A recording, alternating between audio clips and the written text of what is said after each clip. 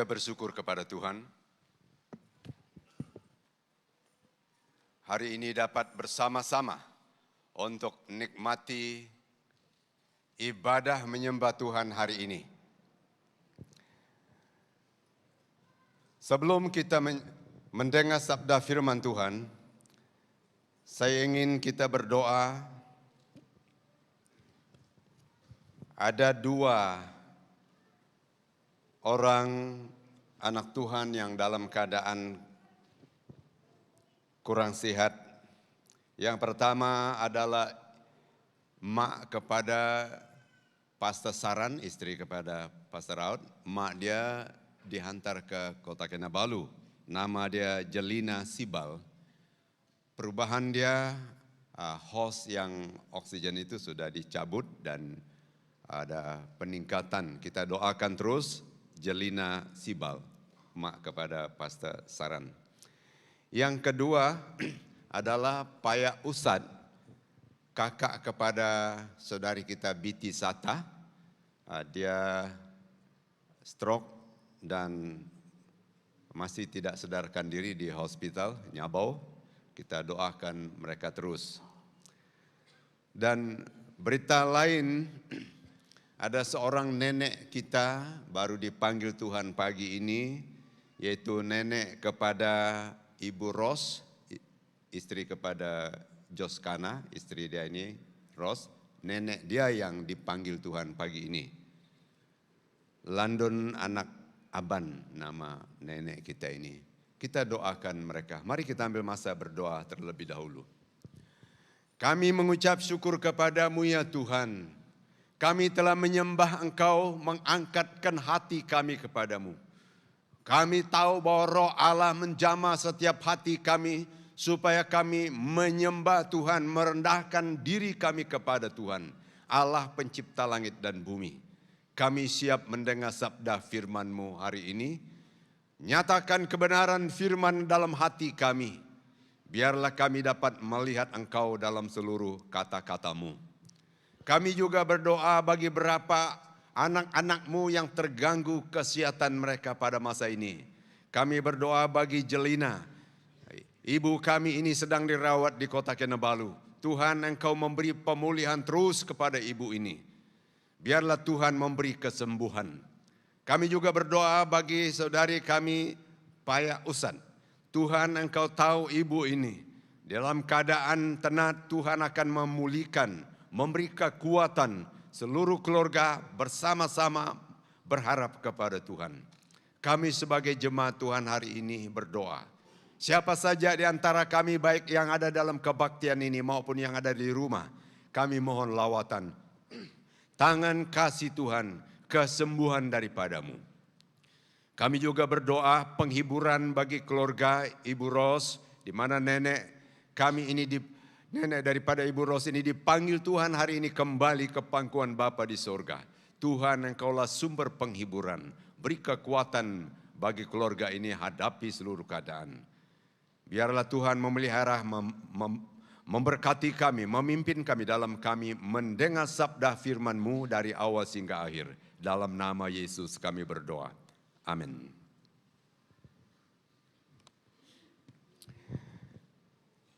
Saudara, saya akan membaca daripada firman Tuhan untuk kita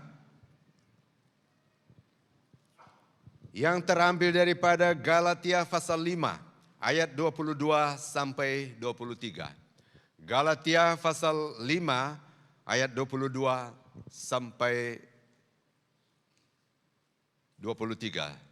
Yang demikian firman Tuhan. Tetapi buah roh ialah kasih, sukacita, damai sejahtera, kesabaran, kemurahan, kebaikan, kesetiaan, kelemah lembutan, penguasaan diri. Tidak ada hukum atau undang yang menentang hal-hal itu. Satu kalimat penting yang kita dapat lihat di dalam firman Tuhan ini. Saudara jemaat Tuhan yang kami kasihi, daripada ayat ini saya singkatkan satu kalimat untuk kita lihat, memudahkan kita berpikir, yaitu menunjukkan kualiti Kristus dalam hidup sehari-hari. menunjukkan kualiti nilai Kristus dalam hidup kita sehari-hari. Yang kita baca tadi itu adalah tentang buah-buah roh. Ada 9 buah roh yang menurut catatan di sini. Kalau berbanding dengan yang lain, ada pelbagai keadaan yang perlu kita perhatikan. Namun pagi hari ini, saya ingin kita melihat kepada bagaimana kita menunjukkan kualitas hidup yang Kristus itu nyata dalam hidup sehari-hari. Saya ingin membawa kita kepada keadaan sebelum ayat ini. Kenapa ayat ini disebut begitu rupa di dalam bahagian pasal 5? Mari kita lihat pasal 1 Galatia ini. Pasal 1 itu Paulus mengecam keras jemaat Galatia karena rupanya ayat 1 sampai 5 pasal 1 ini ada antara jemaat Galatia yang disebut murtad. Murtad artinya meninggalkan kebenaran lalu mengikuti ajaran-ajaran lain yang dia pikir baik. Sebenarnya dia sesat. Paulus mengecam keras ayat 1 sampai 5. Lalu kita lihat ayat 6 sampai 9 pasal 1 ini, Paulus juga membuktikan jawatan kerasulannya yang dipertikai karena hasutan musuh Paulus. Masa itu ada yang meragukan tentang Paulus jadi rasul, sehingga ada jemaat di Galatia yang pertikaikan karena ada hasutan musuhnya Paulus. Jadi sekarang dia membuktikan bagaimana dia ini. Ini kita lihat terlebih dahulu. Lalu Paulus menjelaskan ini berdasarkan maksud dan tujuan dia hadir dalam memberitakan Injil. Kalau baca ayat 10 pasal 1 itu. Benar-benar dia membuktikan dia rasul karena ada kerinduan untuk memberitakan Injil. Lalu kita lihat di sini adalah berdasarkan kenyataan bahwa ia telah menerima jawatan ini melalui wahyu langsung. Wahyu langsung dari Tuhan ayat 11 sampai 12. Tak mungkin mereka akan keliru. Sebab wahyunya dari Tuhan langsung di tengah jalan menuju Damsik. Dia terima jawatan ini.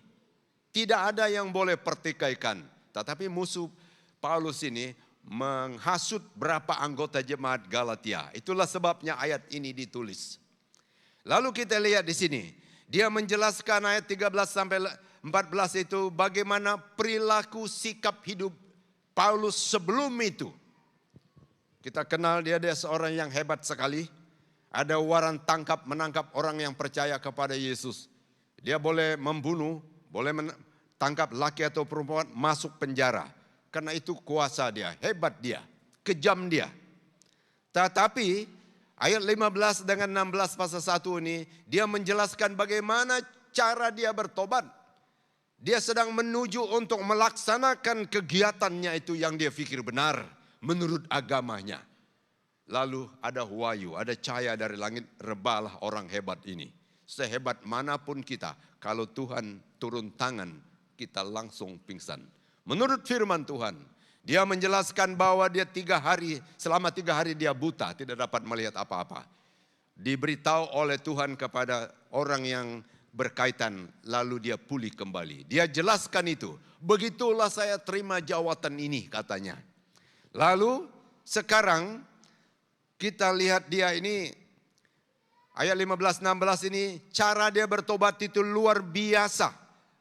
Pada masa dia rebah itulah dia dipanggil Tuhan untuk menjadi pemberita Injil kepada suku lain yang bukan Yahudi. Pada masa itu mereka memilih kepada orang Yahudi saja. Tetapi Tuhan panggil orang yang khusus ini supaya menjadi alat di tanganku kepada bangsa lain. Itu pertobatan saya katanya. Lalu sekarang kita lihat ayat 16 katanya, bagaimana perilaku saya berubah sesudah itu. Wah, ini hebat ini. Waktu dijamah dipanggil Tuhan, berjumpa dengan Tuhan, perubahan total dalam hidup Paulus. Maka sekarang ini kita sampai kepada pasal 5 yang kita baca ini. Paulus menerapkan nasihat ajarannya sekarang ini. Nasihat-nasihat dia daripada ayat 1 ini, dia sesungguhnya dia menjelaskan nasihatnya. Mendesak supaya jemaat hidup sehari-hari dalam kesalehan dan sungguh-sungguh untuk menghadapi perangkap guru palsu. Ini tujuan dia. Supaya mereka jangan bertengkar satu sama lain, ayat 13-15 dalam pasal 5. Pada masa itu ada juga yang bertengkar antara, walaupun sudah orang menjadi orang Kristen namanya. Tidak sedikit juga kita ini, ada juga yang bertengkar walaupun nama kita sudah lama BM atau SIB. Ada juga. Banyak yang kita counseling, yang kita bimbing dalam rumah tangga atau pribadi karena bertengkar. Berapa lama sudah menjadi Kristen? Dari bapak kami dulu. Anaknya sekarang keturunan Kristen lalu bertengkar karena hidup bukan di bawah pimpinan roh. Lalu ayat ini dia mau supaya mereka yang di Galatia ini berjuang terus melawan dosa. Bahwa dalam diri setiap orang, ayat 17 ini, ada dua hal yang selalu bertentangan. Kehendak daging ini, tubuh ini, maksud daging di sini bukan daging yang semakin meningkat harga di pasar, itu bukan lain itu ya. Lalu bertentangan dengan kehendak roh yang ada dalam diri orang Kristen, termasuk orang Kristen. Lalu tugas dan kepentingan kita dalam pergumulan ini adalah selalulah memihak kepada sisi yang lebih baik katanya. Jangan mengalah mengikut perasaan, tetapi selalu berpihak kepada yang lebih baik. Paulus menyebut perbuatan-perbuatan daging itu. Paulus memperlihatkan alangkah pentingnya mereka menjadi seperti buah-buah roh yang di dalam firman Allah ini yang kita baru baca. Paulus menyebut perbuatan-perbuatan daging yang harus diwaspadai, harus dijaga dan harus dimatikan, dan buah-buah roh harus dihasilkan dan dipelihara tiap hari. Lalu mari kita lihat isi sepenuh dalam yang kita baca hari ini. Ada beberapa hal yang kita akan lihat sebelum kita kepada buah roh ini. Kita akan lihat dulu kepada perbuatan daging. Kenapa Paulus sebut buah roh itu, 9 itu? Karena ada sesuatu yang dia sebut sebelum itu, perbuatan daging. Saya mau kita lihat ini terlebih dahulu. Perbuatan daging adalah perbuatan dari sifat yang cemar dan rosak. Ini keadaan kita. Keadaan cemar, kotor, rosak. Lalu kebanyakan dari perbuatan-perbuatan itu dinyatakan salah oleh tuntunan alam ini. Tahu seorang ajar kita dalam hukum alam, peraturan bumi ini pun kita tahu itu salah. Lalu semua ini dikatakan juga, dinyatakan salah oleh tuntunan Injil. Kalau dibanding lagi dengan Injil, lebih salah lagi. Ini perbuatan-perbuatan ini. Lalu saya akan memberi 3 hal tentang perbuatan daging ini. Kepada siapa kita ini bersalah? Dosa terhadap perintah Allah. Ada kumpulan ini dosa terhadap perintah Allah. Dikatakan percabulan, kecemaran, hawa nafsu. Tidak saya jelaskan apa arti itu, tapi tahulah kita ini. Bukan hanya tindakan kotor dosa-dosa ini saja, melainkan ada 3 hal penting yang sana. Tetapi juga segala macam pikiran yang jahat, yang difikir pun masuk di dalam menentang, melanggar peraturan Allah. Dosa terhadap perintah Allah. Daripada perkataan kita, segala perbuatan yang cenderung mengarah kepada pelanggaran besar, segala-galanya perbuatan daging, dosa kepada perintah Allah. Penyembahan berhala, sihir. Wah, ini ada juga orang yang mengamalkan perbuatan penyembahan berhala dan sihir. Kalau sedikit sakit, mungkin lebih jarang dia panggil pastor untuk berdoa. Tidak ada yang panggil kami doa pastor berdoa. Tapi panggil dukun banyak kali. Lalu dukun lagi itu kasih dia mandi dengan air. Air telah baca-baca. Artinya Anda dibaptis dalam kerajaan iblis. Panggillah Pastor Raud, doa, baptis dalam nama Tuhan di kolam ini. Jangan dia dalam basin itu. Macam-macam kita ini. Itu yang berlaku di Galatia. Perbuatan daging itu mengarah ke situ. Lalu apalagi sihir. Penyembahan berhala ini sekarang sihir. Pandai baca dia itu. Kalau orang curi dapat dia lihat dari jauh. Siapa yang ngambilnya? Dia bilang, rumah kamu sebelah yang curi kamu. Sebenarnya tidak ada orang sebelah itu tahu apa-apa. Sehingga orang sakit hati. Anda sakit hati dengan teman sebelah. Karena yang sihir itu yang beritahu bahwa dia yang ambil barang kamu. Coba lihat. Dia ambil meskum, bisin. Lalu taruh air. Dia tengok. Nah itu dia. Ada nampakkah? Orang yang punya rumah tidak nampak. Firman bilang kalau tidak nampak itu di luar nikah itu katanya. Oh nampak kata orang. Takut juga kita ini hidup yang semacam itu. Kebanyakan sihir itu tidak benar. Kenapa pastor sebut dia tidak benar? Karena pernah terlibat dengan sihir. Mungkin 10% yang mungkin benar. 90% semuanya tidak benar. Macam-macam. Apa tidak benar? Lalu dia sakit. Orang panggillah dukun itu. Lalu dukun itu makan sirih. Dalam sirih dia simpan satu cabis kayu kah lalu kunyah-kunyah. Lalu dia bilang, mana yang sakit daripada orang ini? Sini dia. Lalu dia sedut. Lalu dia keluarlah cabisan kayu yang dalam sirih tadi itu. Inilah, siapa yang buat ini? Ada. Kalau kamu bayar lagi, saya boleh nampak. Macam-macam. Perbuatan itu berlaku di antara orang Kristen yang di Galatia. Paulus sangat sedih. Lalu dosa terhadap sesama. Tadi itu dosa terhadap Allah. Sekarang ini dosa terhadap sesama kita. Ada perseteruan, bermusuhan, perselisihan, iri hati, amarah, kepentingan diri sendiri, tak peduli orang lain. Dia menderita atau rugi tak payahlah. Asal saja saya untung. Ini roh pemecah, kedengkian. Tidak sedikit orang yang membunuh karena terlalu sakit hati. Ini dosa terhadap sesama. Dosa terhadap Tuhan, dosa terhadap sesama. Sekarang ini ada dosa terhadap diri sendiri. Dosa terhadap diri sendiri, kemabukan, pesta pora, dan sebagainya. Kalimat ini dan sebagainya. Tidak muat catatan kertas untuk senarai apa yang berlaku di Galatia. Tetapi pendek kata, dia katakan orang yang melakukan dosa ini tidak akan mendapat bagian dalam kerajaan Allah. Ini paling ngeri lagi ini. Saya akan baca itu untuk kita. Ujung ayat 21.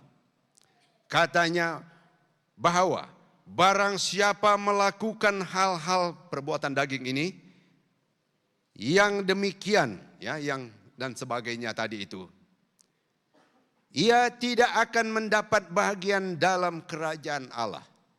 Jika di antara kita masih melakukan dosa perbuatan daging, dosa kepada Allah, kepada sesama, kepada diri sendiri ini, firman Tuhan mengatakan Anda tidak mendapat bagian dalam kerajaan Allah.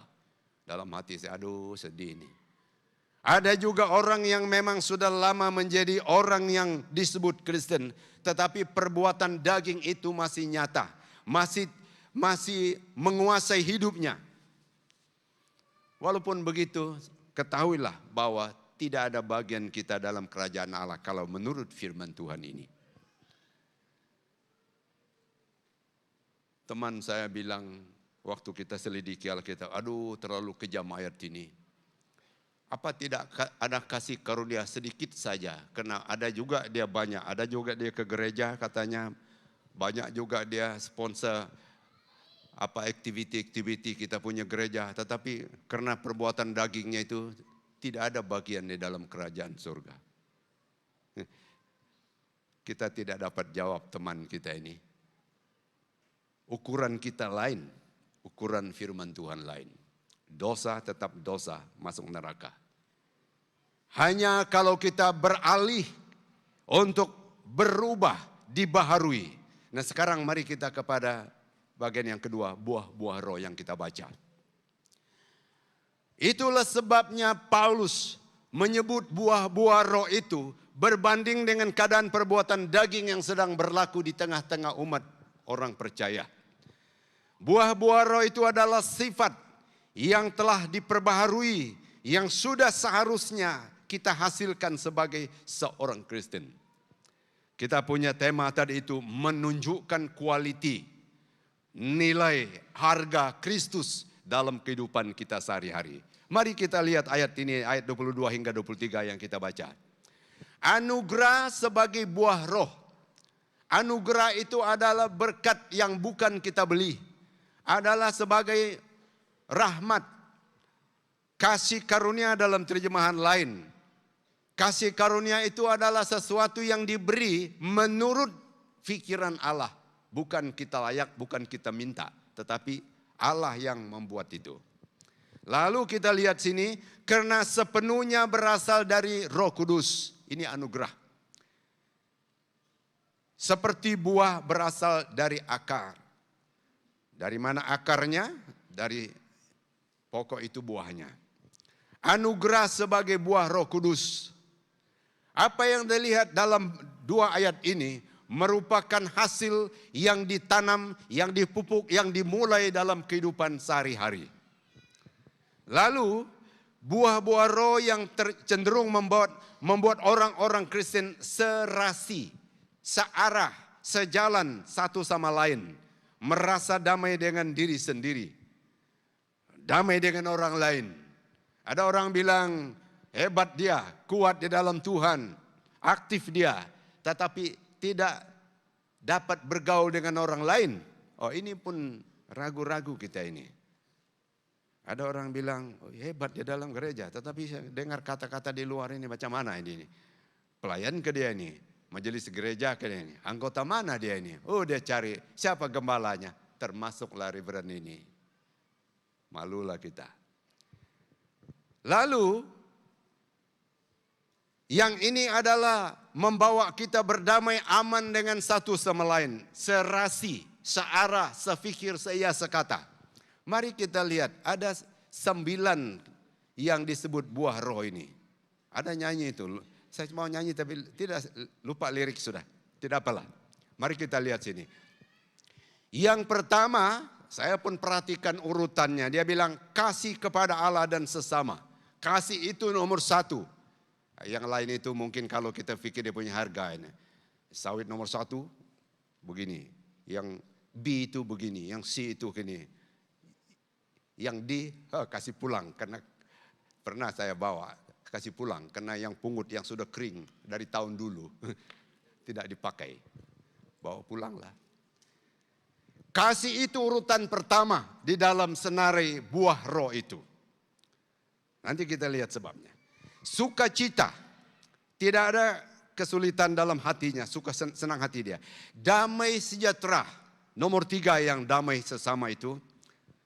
Kesabaran, kemurahan, kebaikan, kesetiaan, kelemah lembutan. Yang terakhir itu penguasaan diri. Apakah penguasaan diri itu yang garuk nomor 2 atau nomor 3? Tidak. Dalam 8 yang itu, kalau yang 9 itu, nomor 9 tidak ada, tidak terkendali hidup seorang itu. Saya baca dalam satu tafsiran, kenapa dia menjadi kunci mengikat semuanya. Penguasaan diri sangat penting. Ada dalam kehidupan, baik yang di Korintus maupun di Galatia. Ada orang yang tidak dapat dikendali, tidak dapat diatur oleh pribadinya, oleh majelis gereja atau pastor. Kenapa? Karena dia rasa dia sudah hebat. Kalau khotbah lebih pandai lagi saya ini. Suara saya lantang lagi. Kalau zaman sekarang, kalau alat-alat yang kita pakai lebih canggih dia. Sehingga dia rasa tidak ada perlu bantuan orang lain. Rupanya ada itu di Korintus, ada itu di Galatia, di setiap tempat ada itu. Arab tidak ada di Bintulu. Tetapi ini melihat kepada ini, penguasaan diri ini sangat penting. Kalau tidak dikuasai, tidak mengendali diri, itu sudah susah. Saya pun ragu-ragu, roh yang dalam dia itu kemungkinan dia bukan roh Allah. Itu roh pemecah dalam satu tadi itu perbuatan daging. Saya membawa kita melihat tentang ini menurut daging dan menurut roh. Dalam diri kita manusia seperti yang kita baca daripada ayat 16 tadi ini, Paulus bilang dalam diri manusia ada dua hal yang selalu berperang ini. Siapa yang Anda mau memberi keutamaan, Anda akan ikut dia. Kalau kita membela atau melayani perasaan daging pribadi ini, kita akan berpikir menurut cara daging. Ada ayat itu, ayat dia katakan, mereka yang hidup menurut daging memikirkan hal-hal yang dari daging.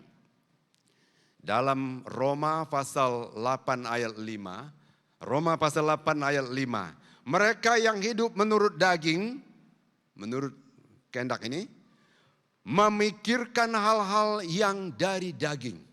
Semua sumber pikirannya itu adalah daripada nafsu pikiran pribadi. Lalu berikutnya, mereka yang hidup menurut roh, memikirkan hal-hal yang dari roh. Kalau seorang itu memihak kepada sisi, kepada kehendak roh, seluruh pikiran yang keluar dari setiap orang itu dikatakan hal-hal yang dari roh. Buah-buah roh 9 itu ada pada dia. Dalam hidup kita ini, boleh membeda dua orang. Bagaimana kita boleh mengenal dia adalah orang yang betul-betul rohani dan juga bukan rohani. Perkara ini yang dapat kita lihat. Kalau perbuatan daging itu yang selalu keluar daripada hidup orang itu, artinya orang itu belum bebas lagi. Tetapi kalau kita dapat lihat 9 buah yang dalam bacaan ini, dalam seorang itu, ketahuilah bahwa orang itu benar-benar dia telah dibaharui oleh Roh Allah.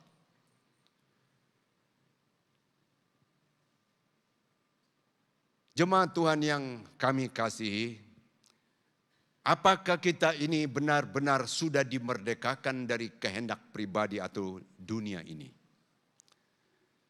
Firman Tuhan mengatakan kalau seorang yang masih melakukan perbuatan daging ini, dia tidak akan mendapat bagian dalam kerajaan Allah. Saya simpulkan begini.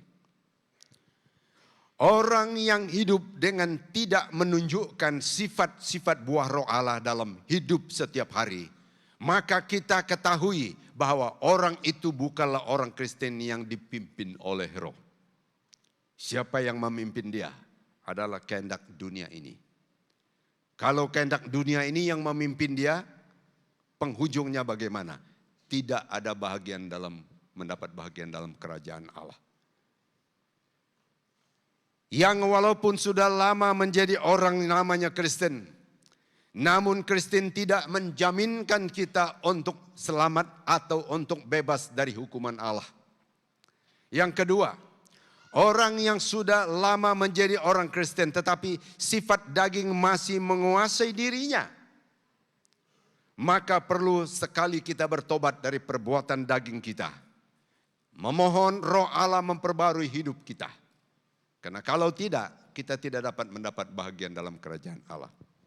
Kalau hari ini kita masih bergumul dengan dua hal yang dalam diri kita, biarlah kita berdoa kepada Tuhan. Memihaklah kepada sisi yang baik, yang dikehendaki oleh Allah. Maka hidup ini dipimpin oleh Roh Allah. Paulus bilang, saya hidup dalam dua perkara. Apa yang saya pikir baik, tidaklah aku lakukan.